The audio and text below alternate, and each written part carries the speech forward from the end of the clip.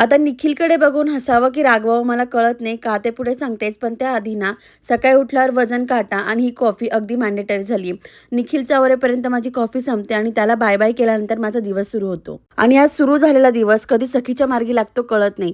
काहीही झालं तरी तिचा नाश्ता करून ठेवणं हे सगळ्यात जास्त इम्पॉर्टंट असतं. आणि जो नाश्ता सखी करते तो आईला पण करावा लागतो. मग मॅडमचं उठणं, खेळणं, ही चप्पल घालून बाहेर जायचं नाटक करणं, खूप सारी मस्ती करून तिला झोपवणं यात माझा 12पर्यंतचा वेळ निघून जातो. आणि उठल्यानंतरही तिचाच रुबाब असतो. तिचं जेवण करणं, जेवण झाल्यानंतर हा गूळ खाणं, पप्पा आल्यानंतर त्याला खूप त्रास देणं, सगळं सुरू असतं. त्यात पापाने आणलेलं स्वेटर आज ट्राय करत होती आणि स्वतःच हसत होती. तिच्याकडनं पाणी सांडलं तर ती स्वतः जाऊन पुसायला घेऊन आली आणि हे बघून निखिलच्या डोळ्यात पाणी आलं. तर मी निखिलवर चिडली होती कारण मी Amazonच्या कार्टमध्ये ॲड करून ठेवलेल्या 33 गोष्टी त्याने अशाच ऑर्डर करून दिला ॲज अ सरप्राईज म्हणून. त्यातल्या काही गोष्टी मला लागतही नव्हत्या. बट त्याने पहिल्यांदाच सरप्राईज दिलं तर म्हटलं चलो ठीक है, जो है वो अच्छा है. बाय.